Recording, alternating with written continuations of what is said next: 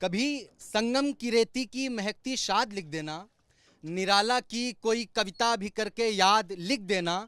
जरूरत ही नहीं तुमको बहुत कुछ खास लिखने की, मोहब्बत जब भी लिखना हो इलाहाबाद लिख देना। क्या बात है, जोरदार तालियां अभिजीत के लिए। देखिए, बता दिया अभिजीत ने, हमें और कुछ बताने की जरूरत नहीं है। अभिजीत की कविता और मेरे चारों तरफ ये संगम का पानी आपको बताने के लिए बहुत है कि इस वक्त टीवी9 भारतवर्ष पहुंचा हुआ है प्रयागराज में, जहां पर वीपी सिंह, जनेश्वर मिश्र, मुरली मनोहर जोशी जैसे बड़े बड़े सांसद चुनकर गए हैं। तो आज संगम की जमीन से नहीं बल्कि संगम के इस पानी से यहां हम राजनीतिक जमीन टटोलेंगे। इलाहाबाद के लोग हैं, प्रयागराज के लोग हमारे साथ हैं, उनसे बात करेंगे। लेकिन अभिजीत ने एक कविता सुनाई इलाहाबाद के बारे में, एक कविता चुप्पी तोड़ने के बारे में। एक युवा कवित्री हमारे बगल बैठी हैं, ये सुनाएंगी पहले, उसके बाद आगे बढ़ेंगे। बताइए। राम नाम का लिए मुखौटा, कितने रावण घूम रहे हैं। मर्यादा हमको सिखलाते, खुद बेढंगे झूम रहे हैं। खोट इन्हीं की नजरों में और ढक देते नारी ही सारी। गंगा सी पावन होकर भी घुटे सहे निर्दोष बेचारी। नहीं नियंत्रण रगों में इनकी भड़क है जाती कामुक ज्वाला। आ जाती इनकी चपेट में घर बाहर की हर एक बाला। ये अरबपति हो या हो नेता, ये अरबपति हो या हो नेता, हर हवसी के भेद को खोलो। जीभ तुम्हारी तीव्र कटारी, जीभ तुम्हारी तीव्र कटारी, चुप्पी तोड़ो खुलकर बोलो। क्या बात है, चुप्पी तोड़ो खुलकर बोलो। और ये हम सबसे कहेंगे, प्रयागराज के सभी बाशिंदों से कहेंगे कि आज चुप्पी तोड़िए और यहाँ के बारे में खुलकर बोलिए। देखिए, आप सब जानते हैं लोकसभा चुनाव के बीच हम ये बात कर रहे हैं। प्रयागराज में दो वारिसों के बीच एक बात बताई जा रही है जिनके राजनीतिक इतिहास रहा, जिनके परिवारों का। भैया पहले तो आप बताइए, ये क्या आप चिपकाए हुए अपने सीने पर? सब सुना रहे तो हम भी कविता कहना चाहेंगे। न पूछो हमारी क्या कहानी है, न पूछो हमारी क्या कहानी है, हमारी पहचान है सिर्फ कि हम हिंदुस्तानी हैं। हम सब हिंदुस्तानी बैठे हैं यहाँ, कोई हिंदू। नाम बताइए अपना। मेरा नाम राहिल हसन है। और ये आप राम मंदिर की फोटो सीने पर चिपकाए बैठे? 500 साल का इंतज़ार ख़त्म हुआ है अपने हिंदू भाइयों का, तो इतना हक बनता है कि अपने भाइयों को बताएं कि हमारे आपके मुसलमान भाई भी आपको बहुत प्यार प्रेम करते हैं और बहुत चाहते हैं। और ये विवाद जो 500 साल का ख़त्म हुआ है, ये दूसरी पार्टियां नहीं चाहती थी कि कभी ख़त्म हो, राजनीति करना चाहती थी।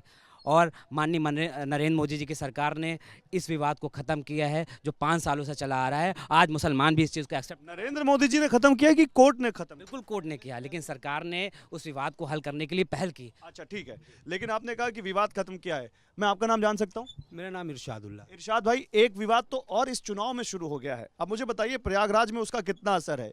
मुस्लिमों की बात हुई, ये कहा जा रहा है कि मुस्लिमों को आरक्षण दिया जाएगा, ओबीसी एससी एसटी का। ये कितना प्रयागराज की फिजा में ये मुद्दा है?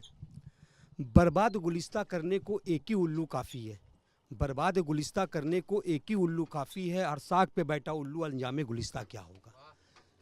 आप जो आरक्षण की बात कर रहे हैं, हिंदुस्तान का मुसलमान कभी ना आरक्षण उसको चाहिए, न कभी भविष्य में वो उसको मिलना है, कभी नहीं चाहता। वो अपनी शांति से जिंदगी बसर करना चाहता, प्रेम मोहब्बत से रहना चाहता है। लेकिन देश के प्रधानमंत्री जो नफरत की बात करते हैं, जो मंचों से हिंदू और मुसलमान की बात करते हैं, जो जात से लड़ाने की बात करते हैं, जो धर्म को धर्म से लड़ाने की बात करते हैं, इनके ऊपर ये शोभा नहीं देता। हिंदुस्तान के वो प्रधानमंत्री, ये सब के प्रधानमंत्री हैं। लेकिन जिस तरीके से वो एक कौम को, एक जात को किस तरीके से वो बुरा भला कह रहे हैं, हमको ये नहीं लगता कि ये उनके ऊपर अच्छा लगता है। हमको बहुत बुरा लगता है कि आपको बहुत बुरा लगता है। राहिल, आपको बुरा नहीं लगता? बिल्कुल बुरा नहीं लगता है। सलमा हो सलमान, स्वास्थ्य के लिए 5 लाख से 10 लाख की ज़रूरत हुई, मोदी जी को पत्र लिखा, योगी जी को पत्र लिखा, कभी पैसा कटा नहीं वहाँ से नाम पे। तो मैं कैसे मान लूँ कि जो भाई साहब कह रहे हैं वो सही है? वो संपूर्ण हिंदुस्तान की बात करते हैं, संपूर्ण हिंदुस्तान में विकास होना चाहिए, संपूर्ण हिंदुस्तान हिंदुस्तानी है, प्रत्येक हिंदुस्तानी की बात करें। और जहाँ आरक्षण की बात है, बिल्कुल आरक्षण पे हम ये कहेंगे कि जो कमज़ोर वर्ग है उनको आरक्षण मिलना चाहिए। ठीक है, अभी मैम आपके पास आ रहा हूँ। अभी इस पर ये जो जितनी बात हुई, इस पर कोई कविता है तुम्हारे पास? बेशक किसी कवि ने कभी कहा था, मैं आपकी बात का ही जवाब देता हूँ कि ये घर दोनों का है लेकिन तुम्हें रहने में दिक्कत है। ये घर दोनों का है लेकिन तुम्हें रहने में दिक्कत है। ओवैसी साहब को याद करना, सांसद है कहते हैं, उन्हीं के लिए मैं कह ही रहा हूँ, ये घर दोनों का है, लेकिन तुम्हें रहने में दिक्कत है। अमन की इस नदी में एक संग बहने में दिक्कत है। मैं हिंदू हूँ मगर दरगाह पे चादर चढ़ाता हूँ, तुम्हें दो शब्द वंदे मातरम कहने में दिक्कत है। क्या बात है, आज तो लग रहा है संगम में जितनी गर्मी हमें चारों तरफ दिख रही धूप की, उससे ज्यादा गर्मी इस नाव में दिखेगी आपको इस राजनीतिक चर्चा में। आ रहा हूँ मैम, बहुत कुछ बोलना चाह रही मैम, बताइए आप महिला हैं, महिलाओं से जुड़े मुद्दों पर कितनी बात हो रही है इस इलेक्शन में? देखिए इस इलेक्शन में सिर्फ महिलाओं से लेके बात नहीं हो रही है, महिला और जाति और आरक्षण तीनों को लेके मुद्दे बात हो रहे हैं। आए दिन टीवी पे कहते हैं मोदी जी कि यदि आप कांग्रेस पार्टी को लाते हो तो मंदिर की जगह मस्जिद में बन जाएगा, और वही हम कहते हैं ठीक है, आप एक तरफ ये भी कब कहा उन्होंने कि मंदिर की जगह मस्जिद बन जाएगा? वो कह रहे बाबरी ताला लग जाएगा। बाबरी सुनिए, यदि बाबरी ताला लगना होता तो राजीव गांधी सबसे पहले इसी मुद्दे को झगड़ा निपटाने के लिए, हिंदू मुस्लिम को एक करने के लिए, वो सबसे पहले राजीव गांधी, स्वर्गीय राजीव गांधी ने ताला तोड़ा था, ठीक है। उसके बाद यही आरएसएस वाले मिल के इतना वहाँ भगदड़ मचाया कि काफ़ी हिंदू और मुस्लिम आपस में खून की नदियाँ बहा दिए, खून की नदियाँ बहा दिए। और सुन लीजिए, बीच में मत बोलिए, बीच में मत बोलिए, हिंदू और मुस्लिम दोनों लोग मिल के वहाँ खून की नदियाँ बहाएं और ये राजनीति का मुद्दा लाए। चलिए, आप कह रहे हैं इस पर राजनीति नहीं होनी चाहिए। राजनीति तो आपसे महिलाओं के मुद्दे की बात की थी, आप चली गई कहाँ पे? राम मंदिर पे। महिला ही महिला के बारे में नहीं बात कर रही। नहीं, क्योंकि राजनीति इसमें चल रहा है। और रही बात महिला की बात करते हैं तो सबसे पहले सबसे इतना गलत शब्द बोले कि यदि आप कांग्रेस पार्टी को बनाते हो तो आपका मंगलसूत्र नहीं बचेगा। तो ये बताइए, क्या यहाँ की महिलाएं इतनी मतलब लाचार हो गई हैं कि अपने मंगलसूत्र को गिरवी रख देंगी? चलिए, ये एक बड़ा मुद्दा है। आप भैया इधर आइए, मुझे और भी लोगों से बात करनी है। भैया आपका क्या नाम है? राशिद भाई, मंगलसूत्र आ गया देखिए चर्चा में, राम मंदिर आ गया चर्चा में, आप क्या चर्चा कर रहे हैं इस इलेक्शन में? मैं अभी भाई साहब हमारे बोल रहे थे, 60 सालों से कांग्रेस ने मुसलमानों को इज्जत दी, सेवा यूज़ किया। सपा ने और कांग्रेस ने हमेशा मुसलमान को यूज़ किया। आज मुसलमान जो बदलाव है, हर जगह मारा जा रहा है, सब इन्हीं लोग की देन है, सब इन्हीं लोग की देन है। उन्होंने शिक्षा नहीं दिया मुसलमानों को, खाली हमेशा जो उल्टा राह चलाया, अपना घी खाते रहे, उन लोग को जो है जेल भेजवाते रहे। आज बदनाम तो अभी 10 साल में मुसलमानों को क्या मिला? 10 साल में बहुत कुछ मिला, सम्मान मिल रहा है, सब मिल रहा है। मैं कह रहा हूँ 70 साल से कांग्रेस ने क्या सम्मान दिया मुसलमानों को? अभी मिल रहा है सम्मान? अभी सम्मान मिल रहा है मुसलमानों को, हर चीज़। ज़्यादा से ज़्यादा जितना भी ये मोदी जी का वो चल रहा है, योजना चल रहा है, 90% मुसलमान हम लोग खुद ही दिला रहे हैं उनको। हाँ, अभी हमने गैस कनेक्शन का हमने जो है, अभी हाल ही में जो हमने 10 लोगों को दिलवाया 8,000 रुपये के, अभी तुरंत लोन, अभी पैसा भी पास हुआ है, मकान बनवाने का पैसा भी पास हुआ है लोगों के ऊपर। कांग्रेस सिर्फ जो है, तो फिर मुसलमान बीजेपी को वोट क्यों नहीं देता? भाई देगा क्या, वो तो घर घर जाके लोग भगाते हैं कि मोदी को वोट दोगे तो मोदी काटेगा तुमको, मुसलमानों को काटेगा। कौन बहकाता है? ये सब जितने भी बख्शी हैं, आज जो 60 साल से हम लोग को भगा तो रहे हैं, आज हम लोग मोदी जी से दूर हैं तो इन्हीं लोग की वजह से दूर है ना। अच्छा, ये बहकाते हैं? इतना कान भर दिया है, अभी आपके बारे में कोई कान भर देगा, ये आदमी गंदा इसके बनना चाहिए। 70 साल 60 साल से जो मैं एक बात बोल रहा हूँ, तो कोई आदमी आपसे भी कटेगा थोड़ा। अच्छा ठीक है, ये भैया आप इधर आइए। राहिल भाई, आप कुछ बहुत, भैया आपका नाम बताइए। मेरा नाम कवि अंबुजूषा नंदन है। आप भी कवि हैं? हाँ जी। तो आपके पास भी कुछ होगा, एकदम है, बहुत कुछ है। बताइए क्या है। जैसे कि ये महासमर चल रहा है, लोकतंत्र का महासमर चल रहा है, कोई हिंदू मुसलमान कर रहा है, कोई दलित कर रहा है, कोई जातीय समीकरण बना रहा है। मुझे लगता है कि राजनीति जाति का विषय नहीं है, राजनीति देश का विषय है। लोकतंत्र का महापर्व चल रहा है। मैं एक कविता कहना चाहता हूँ इस महापर्व पर कि आज कलम में रक्त उतरने को आतुर है, आज कलम में रक्त उतरने को आतुर है, पीड़ा का सैलाब उमड़ आया है दिल में, आज किसी की गाथा अमर कहानी होगी, आज 3 के सांप दमन करने हैं घर में, रणचंडी का खप्पर रुधिरों से भर दूंगा, पृथ्वी पर अब अति विशाल कुछ देखोगे, और विप्लव कुरुक्षेत्र का तिनका लगेगा जब, आज समर में महाकाल को देखोगे। और ये प्रयागराज की धरती है, इलाहाबाद की धरती है। मैं 4 पंक्ति और कहता हूँ, ये ना हिंदू की धरती है, ना मुसलमान की धरती है, ना दलित की धरती है, ना ब्राह्मण की धरती है। ये धरती है तो किसकी है? मैं पंक्तियों में बताता हूँ कि दमनकारी सियासत के लिए आवाज जिंदा है, दमनकारी सियासत के लिए आवाज जिंदा है, पुनः खालू दिवाकर को वही परवार जिंदा है। अनाचारी अधर्मी सभ्यता का नाश जो कर दे, इलाहाबाद की माटी में वो आजाद जिंदा है। क्या बात है, क्या बात है, इलाहाबाद की माटी में आजाद जिंदा है। आपका नाम? आयुषी त्रिपाठी। आयुषी, आपने अभी बोला था कि चुप्पी तोड़ो और खुलकर बोलो। अभी ये बताइए, आप क्योंकि एक फीमेल भी हैं और आप एक युवा भी हैं, क्या प्रयागराज में ये जो जितनी भी पार्टियां हैं आपको एड्रेस कर रही हैं, इसके लिए आपके पास कुछ है कहने को? मुझे लगता है कि जो फिलहाल गवर्नमेंट रही है उसने महिलाओं के लिए, महिलाओं के मुद्दे पर काफ़ी काम किया है। इनफैक्ट मैं बांदा ज़िले की हूँ और बांदा में जब पूरे उत्तर प्रदेश में जब मिशन शक्ति का कार्यक्रम चलाया गया था तो उसमें स्कूलों में जाकर मैंने भी एज अ गेस्ट लेडीज़ों को, वहाँ लड़कियों को वहाँ जागरूक किया कविताओं के माध्यम से। लेकिन फिर कांग्रेस पार्टी ये सामने, मैम शायद कांग्रेस पार्टी से प्रभावित लगती हैं, ये महिलाओं के लिए कह रही थी कुछ नहीं हुआ। जॉब्स की बात वो कर रहे हैं, क्या यूथ को जॉब्स मिल रही है? जो सक्षम है, जो जिनके पास योग्यता है, उनको जॉब्स मिल रही हैं, चाहे वो जनरल कास्ट से हो, चाहे वो ओबीसी कास्ट से हो, चाहे वो SC ST कास्ट से हो। यहाँ योग्यता देखी जा रही है। मैंने ऐसे भी लोगों को देखा है जो जनरल कास्ट से हैं और उन्हें जॉब मिली, जॉब मिल रही है। तो इसके लिए कवित्री आयुषी के पास क्या है कुछ कहने को? मैं शिक्षा को महत्व देना चाहूँगी कि अगर आपके पास शैक्षणिक योग्यता है, कविता के बाद पूछ रहा हूँ, शिक्षा, मैं बेटियों को पढ़ने से जागरूक करना चाहूँगी कि वे पढ़ें तो वो निश्चय ही सफलता को और नौकरी को प्राप्त करेंगी। इस पर 4 पंक्तियाँ कहती हूँ, बेटियों को संदेश देती हूँ कि आसमान छू लेंगे ये, पंख दीजिए इन्हें, यूं बेटियों पे बेवजह ना बंदिशें लगाइए, कमजोर कह के सता डरा ना पाए कोई, बेटियों को स्वाभिमानी साहसी बनाइए, नहीं अपराधी हैं जो नजरें झुका के चलें, बेटियों को सर उठा के चलना सिखाइए, ज्ञान संग सभ्यता के दीपक जलाएंगी ये, बेटियां बचाइए और बेटियां पढ़ाइए। क्या बात है, बेटियां बचाइए और बेटियां पढ़ाइए। लेकिन मेरा मानना है भैया कि राजनीति के पार्लियामेंट में शिक्षक भी बैठे, ब्यूरोक्रेसी भी बैठे। ऐसा नहीं है कि नेता के बेटे हैं तो उनको टिकट दे दिया जाए। इलाहाबाद से जो टिकट दिया गया है, मुझे नहीं लगता कि इलाहाबाद में भारतीय जनता पार्टी ने सही आदमी को टिकट दिया है। आदरणीय उनके पिताजी बहुत महनीय व्यक्ति रहे, राज्यपाल भी रहे, मैं बड़ा आदर करता हूँ, पर मुझे नहीं लगता कि नीरज भैया को टिकट देना उचित है भारतीय जनता पार्टी के लिए। उनके लिए हो सकता है विनाशकारी हो जाए। मैं किसी दलदल का व्यक्ति नहीं। ठीक है, आप दल हैं या दलदल के हैं मुझे नहीं मालूम, लेकिन ये तो सामने भी है, इंडिया गठबंधन के तहत कांग्रेस पार्टी के पास सीट है और वहाँ जो हैं जिनको टिकट दिया गया उनका भी तो एक राजनीतिक इतिहास है, उनके परिवार। जी, मैं यही कहना चाहता हूँ कि जैसे देश की जनता या शहर की जनता वो शिक्षा, सड़क, बिजली और इन सब पे बात नहीं करती। वो ये मैं बात करता हूँ, ये आप सही कह रहे हैं। आप इधर आइए थोड़ा। भैया आपका क्या नाम है? मोहम्मद जावेद भाई, आप कुछ कहेंगे इस बारे में? हम ज़्यादा भाई, हम इतना कहेंगे कांग्रेस को आना चाहिए। कांग्रेस पार्टी अच्छी है कि अरे तो पार्टी है, इसको आना चाहिए बस। पढ़ी लिखी पार्टी है, बाकी पार्टी बस हम यही कहना चाहते हैं। बस कम शब्दों में बहुत कुछ कह रहे हैं। हम इल्साजुल्लाह भाई चले आए। नहीं आपको कह रहे हैं सिखा दिया। नहीं क्या कह रहे हो भैया? टोपी लगा के आओ, चश्मदम। सब सीख गए।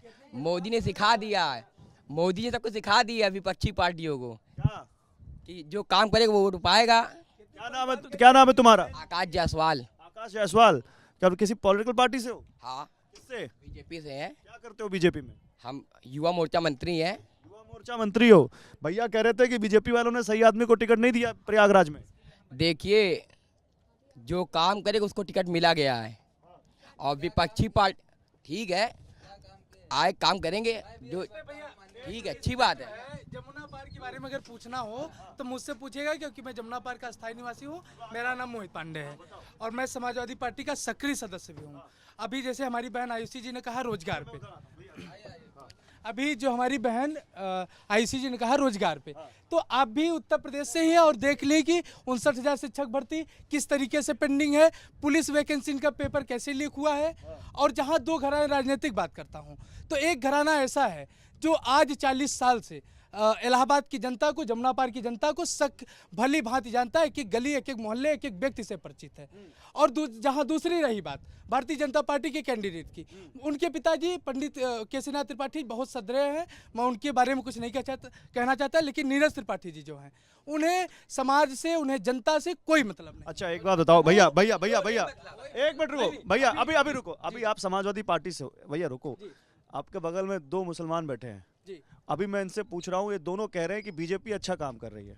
ठीक है, मैं धर्म की बात नहीं कर रहा हूँ, लेकिन आप लोग कहते हो ना कि मुसलमानों के लिए सबसे बड़ा खतरा बीजेपी है। आप कह रहे हो समाजवादी पार्टी का सदस्य हूँ, ये तो नहीं मान रहे इस बात। देखिए, ये तो मेरे भाई हैं, ये तो मेरे भाई हैं, और ये प्रयागराज गंगा जमुनी तहजीब की जो धरती है, मैं इनके लिए कुछ नहीं कहूँगा, क्योंकि ये हमारे लोकल हैं। कि इनके लिए अगर मैं इनके व्यक्तिगत विचार को बोल दूंगा तो यही अच्छा, आपस में नहीं करोगे, आपस में नहीं कहोगे, दूर से कहो। इनके लिए कुछ कहूँगा नहीं, क्योंकि मैं नहीं, बच्चे गलतियां नहीं हो जाती हैं। हिंदू के लिए कभी खतरा नहीं हो सकता। भैया नाम क्या आपका? मेरा नाम कवि त्रिनेत्र दुबे है। आप भी कवि हैं? अरे इतनी देर से शांत बैठे, कुछ सुनाइए। अरे रुकिए भाई, कवि जी मिल गए, रुकिए। मैं शांत इसलिए बैठा हूँ, मैं बस आगाज इसी बात से करूंगा, कभी ब्राह्मण, कभी क्षत्रिय, कभी बनियों से हारा है, सनातन खुद सनातनियों से हारा है। सीधी बात है, और बस 3-4 पंक्तियों में बात समाप्त करूंगा। मूक बने मिथक, कब तक और उपकार करोगे? माँ की इज्जत लुट रही हो, फिर भी इंसान बनोगे। सत्य बोलना गलत है, मेरा भी गर्दन काटो। निवेदन है, देश को धर्म के आधार पे फिर से मत बांटो। इंसानियत नहीं रही, इंसानियत नहीं रही तो धर्म पे मरेगा कौन? राम राम अल्लाहू अकबर यहाँ पर करेगा कौन? राम राम राम राम अल्लाहू अकबर यहाँ पर करेगा कौन? इंसानियत, इंसान मार दिया जाए, अल्लाह का फरमान नहीं। पेट भूख देखती है, हिंदू मुसलमान नहीं। पेट भूख देखती है, हिंदू मुसलमान नहीं। भैया इधर आइए थोड़ा। बेटा तुम्हारा क्या नाम है? मेरा नाम प्रदीप कुमार निषाद जी। आप देखो इतनी बड़ी बड़ी बात कर रहे हैं, तुम्हारी कोई बात कर रहा है? नहीं, देखो सामने कैमरे पे, कहाँ देख रहे हो? हमारा कोई बात नहीं कर रहे हैं। कोई बात नहीं कर रहा। नहीं।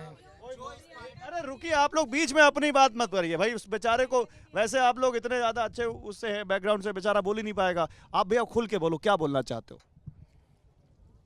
हम क्या बोले भैया, ये हमको हो गया 2 साल चलाते हुए। क्या उम्र है?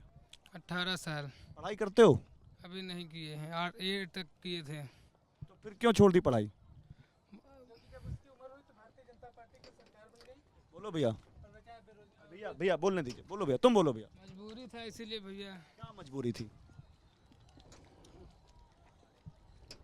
अच्छा ये बताओ, मोदी जी हो, राहुल जी हो, इन सबको देखते तो होगे टीवी पे, मोबाइल पे, कहीं क्या समझ में आता है, क्या दिमाग में आता है? आता है भैया कि सरकार भाजपा की बहुत अच्छा कर रही है काम।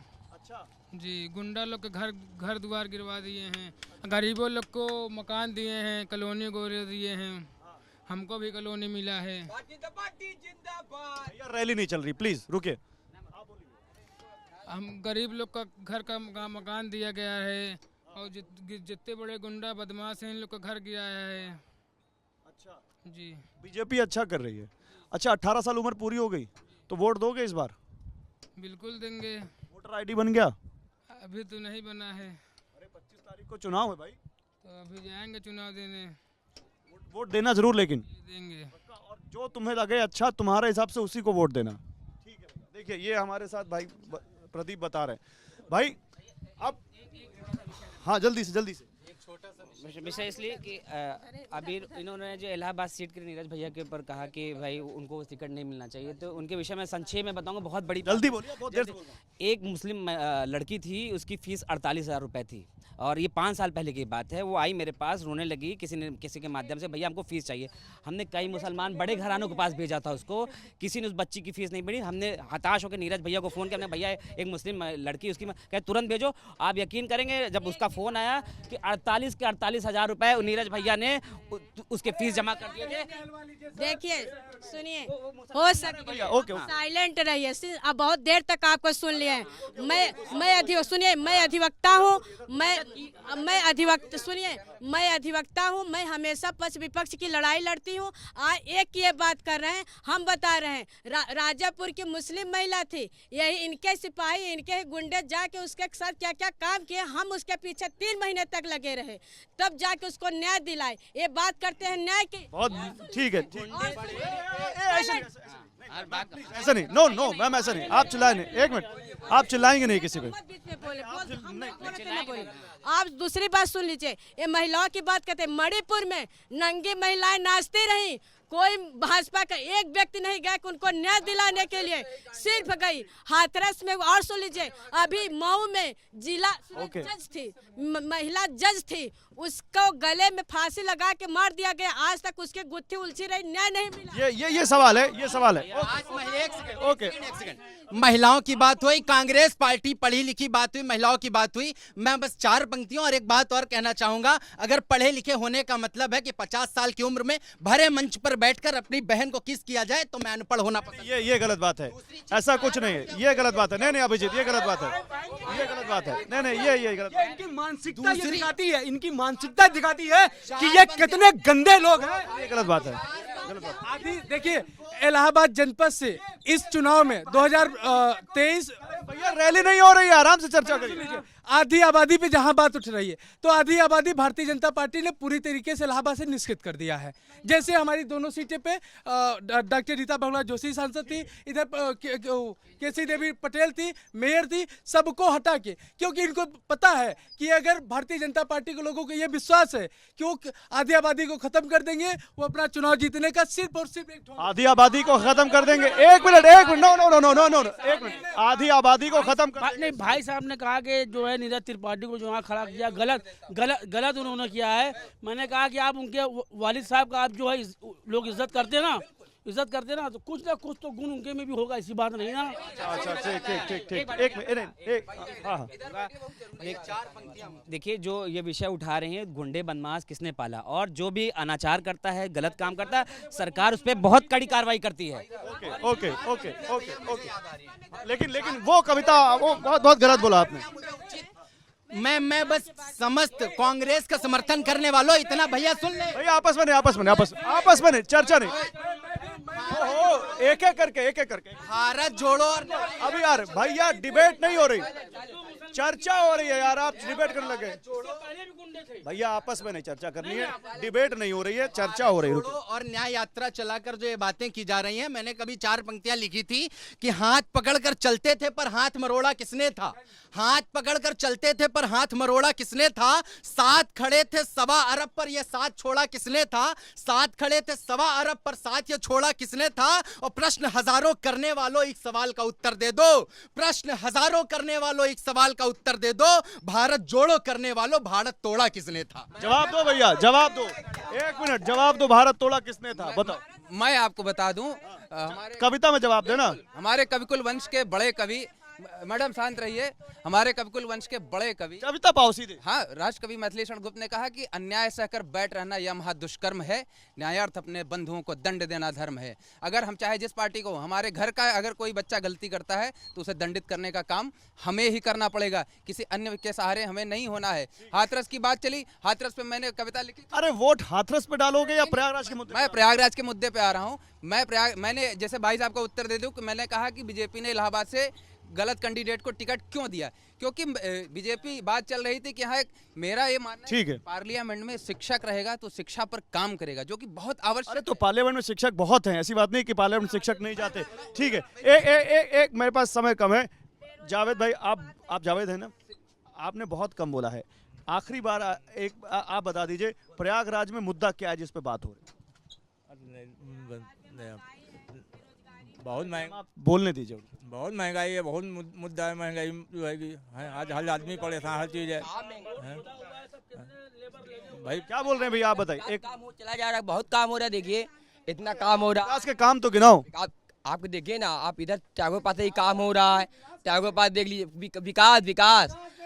आप राम मंदिर देख लीजिए, आप मथुरा देख लीजिए, काशी देख लीजिए। प्रयागराज में क्या हुआ? प्रयागराज में गंगा सफाई में अच्छा काम हुआ है। रोजगार जो काम करेंगे, रोजगार भी मांग लो, शिक्षा भी मांग लो, सड़क भी मांग लो। बस ये बताइए, पकौड़े बेच के 4 रुपए में आखिर क्या करेंगे? ज्यादा से ज्यादा बूढ़ी माँ की दवा करेंगे, इससे ज्यादा तो आप कुछ नहीं कर सकते। और राम धर्म नहीं है, राम से अनेक धर्म है, राम विचारधारा है, राम मर्यादा पुरुषोत्तम है। मुझे मेरा एक मुक्तक याद आ रहा है कि पानी तुमने दिया नहीं, अब भिक्षाओं का क्या होगा। बचपन मुझसे छीन रहे हो, सोचो कंचाओं का क्या होगा। राम की परिभाषा बस इतनी सी है, सोचो गुरु चले गए तो कक्षाओं का क्या होगा। धर्म को राजनीति से मत जोड़िए। चलिए, ये इसी नोट पे कि धर्म को राजनीति से मत जोड़िए। हम संगम नगरी में हैं, हैं और यहाँ पर आप देखिए दूर दूर से लोग आते हैं, दुनिया भर से लोग आते हैं दर्शन करने। धर्म और राजनीति का मेल अक्सर अच्छा नहीं रहा है। उम्मीद करते हैं कि जो लोग वोट करेंगे वो अपनी समझ से, अपने हिसाब से वोट करेंगे। संगम नगरी का मिजाज हम टटोल रहे थे, संगम में ही बिल्कुल मौजूद यहाँ पर देखिए पानी के बिल्कुल बीचों बीच यहाँ पर। बस आप लोगों से आज हम यहाँ पर यही से विदा लेंगे, फिर बात करेंगे किसी और जगह, फिर किसी और जगह की नब्ज टटोलेंगे। कैमरा सहयोगी अजय के साथ गौरव अग्रवाल, TV9 भारतवर्ष, संगम नगरी प्रयागराज से।